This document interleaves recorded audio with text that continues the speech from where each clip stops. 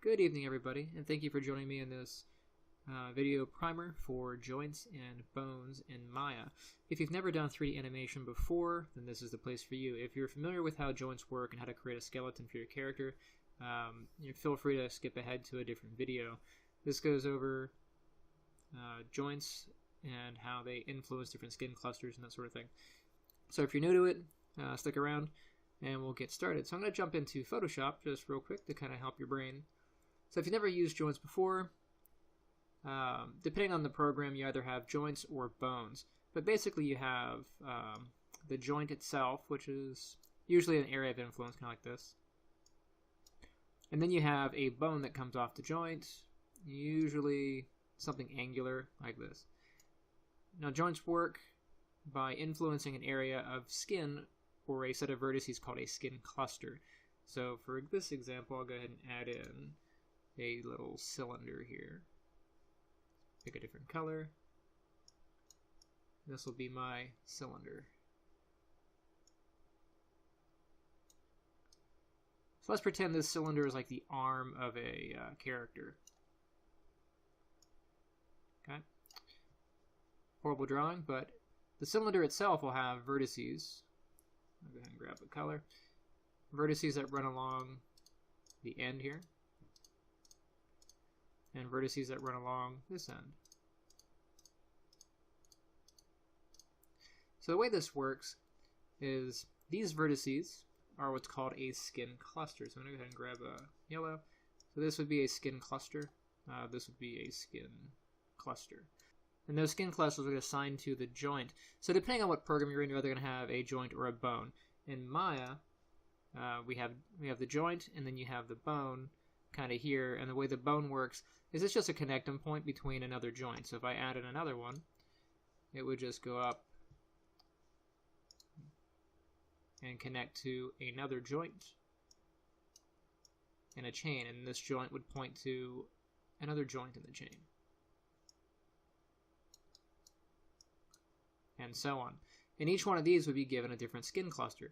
Now you can share skin clusters between joints, so you have a various range of flexibility. But the whole point of these is to create a point of reference in space, or in 3D space, so that you can deform your model in a predictable manner, like bending an elbow or a knee or turning a head and so on and so forth. But each of those, again, they attach to a skin cluster of vertices. So if you wanted to bend like the cylinder in the middle, since there's no vertices here, it wouldn't bend, but you'd have to add them in. So you could add an edge loop in here, and then reassign this a joint, and then so on and so forth. So let's go ahead and get started. I'm going to jump into Maya 2016, and this will work in any version of Maya. Most of this information should work in Blender. Blender uses bones versus joints, if I recall. 3D Studio Max, I think, is using joints, same way that Maya does. But to get to that, we want to go up to our shelf here, and you can see we have, of course, curves, surfaces, polygons. We want the rigging tab, and this is going to bring up our joint tools. We also want to change our editing mode to rigging. That way, we can change this top bar here to get our skeleton and skinning tools. Let's go ahead and grab the create joint tool. So this guy here, this is the locator, and right next to it, this little arm looking thing, this is our joint creation tool. So go ahead and click that. We'll change our widget, and if I go ahead and click into the scene here, I'm going to make a joint. Now the joint is very tiny, so I'm going to go ahead and hit F to frame up on it. There it is. And you can see it. It's just a little spherical kind of thing with this compass in the middle. Now the compass is very important because it shows you which way this joint is sort of facing. Right now it's aligned to the world, so my Z, of course, is in front. There's my Z. X is left and right. You can see that there, and then Y is up and down.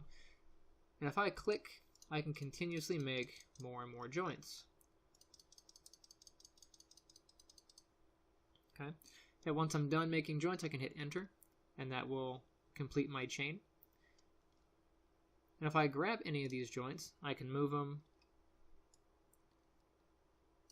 I can rotate them. for various effects. I'm going to go ahead and delete a couple of those joints off. I don't need that many. Now the thing about joints is they are on what's called a parent-child hierarchical system, which means that one joint in a hierarchy has control and the other one does not. I'll go ahead and make an extra joint just so we can... So for example, this joint here at the very beginning, this would be our root joint. This one is the parent of these two. These are the two children.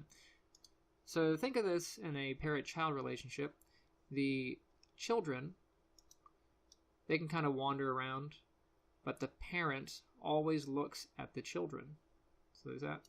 This is the parent of that one, and it looks at the child. Similarly, this one is the child of this one. You can see this joint points to this joint. But the child follows the parent. So this child here follows the parent joint. And if I select the root, since this root is the parent of these two, if I move it, they both follow the parent. Okay? And it's easy to figure that one out with the way the joint, actually the bone is set up. If you look, this has a wider end, and it points, in that shape, it points down the length to the child. So if you get confused on who the parent is, it's always the one at the larger end of the bone. Okay, so I'm going to go ahead and delete that off. I'm going to make another joint. I'm going to plant it right down here in the middle. Now when you make a joint, it has all the basic functions, attributes. You can translate it, you can rotate it, you can effectively you can scale it, but the scaling doesn't really do anything. You can see I'm sitting here scrubbing and nothing's happening. If you want to change the size of a joint, you're going to want to manipulate the radius. So down here we have the joint radius. Mine is set to 1.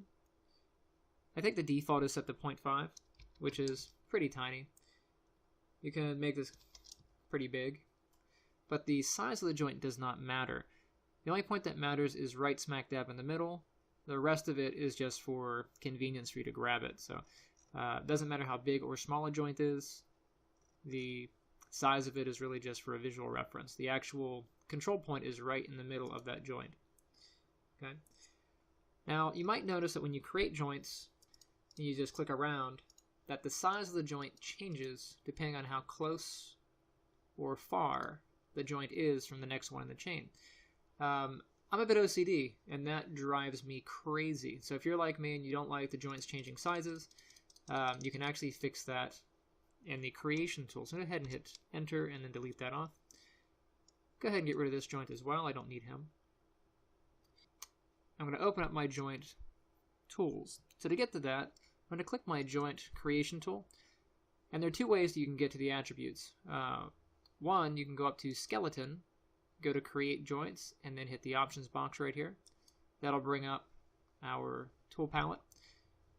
Or I can come over to the right and hit the little hammer, and that'll also bring up the tool palette. And of course the tool palette changes based on what tool I'm using. So if you have your joint creation tool, then you'll see this. And right down here in the bottom we have bone radius. And you can see we have short bone length. I'll go ahead and make a joint so you can see.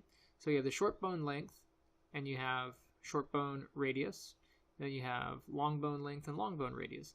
So that has to do with how it responds to a short bone or a long bone. The radius here determines how big or small the joint will be on either end of that chain. Right now, the default is set to 0.5. So I can have a joint, there we go. I can have a joint as small as 0.5, or I can have it as large as 2. You can see the radius there is 2. And then down here, this one actually ended up getting bigger when I created the new one. If you don't like that changing, go ahead and just make your radii the same on both fronts. So short bone radius, I'm going to go ahead and set that to 1. And long bone radius, I'll set that to 1 as well. So now that they're the same, whenever I create a joint, it will always be the same size, no matter how far or near I am. Okay? And that's just a personal preference of mine. I don't like having random sizes throughout. Let me go ahead and knock those ones off. I'm going to go ahead and make a new joint. And I will adjust the radius big enough so you guys can see it. So the next part of the joint here, I'll open up the joint tools as well, has to do with the orientation of the joint. So you can see here, we have the up axis is Y, front axis is Z, and then our left and right axis is the X axis. And if I make another joint, go ahead and frame up on this, you can see it's done the same way. These are all kind of set to the world location. And you can see that here we have orient joints. And the orientation of the joint does matter. The primary axis, the X axis, should point down the length of the joint. Whereas the secondary axis, I prefer being the Y axis. I'm going to go ahead and click that. And then my secondary axis for the world orientation is going to be Z. Now that's just a personal preference of mine. But pretty much in all applications, you will have the primary axis going down the length of the bone. So what that means, let me go ahead and delete this chain. I'll go into a front view so it's easier to see. So what that means, when you create joints, zoom in on that. If I look, the x-axis should point down the length of the bone. See that? When you get up to this one's kind of weird. But if I make another joint off of there,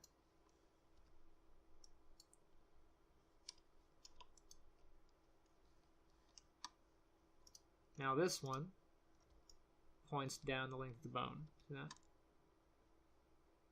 And that's what you want. You want the x-axis to always point down the length of the bone. That works out better for animation. As far as the other axes are not quite as important, but my personal preference is having an XYZ setup.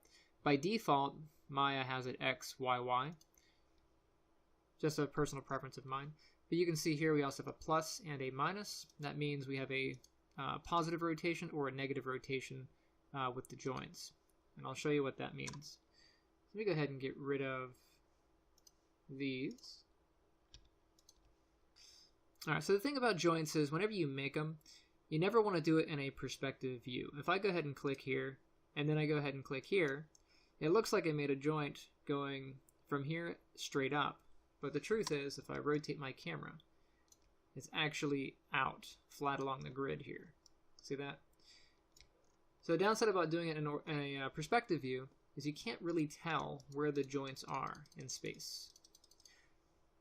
Be it as it may, never make them in a perspective view. Always do it in orthographic view.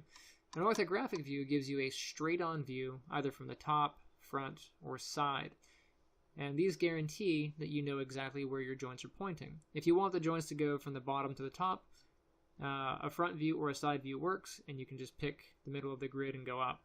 Now on a top view, since you're looking at it from directly at the top, it's harder to kind of predict that. It's good for going left or right, but not necessarily up and down. Be that as it may, I'm going to go ahead and create a joint right here in my front. I'll go up. And one more. So as I was mentioning earlier about joint orientation, if I come in here, take a look at these guys, you can see that there's the X pointing down the length of the bone, and Y is pointing toward the Z-axis. Okay.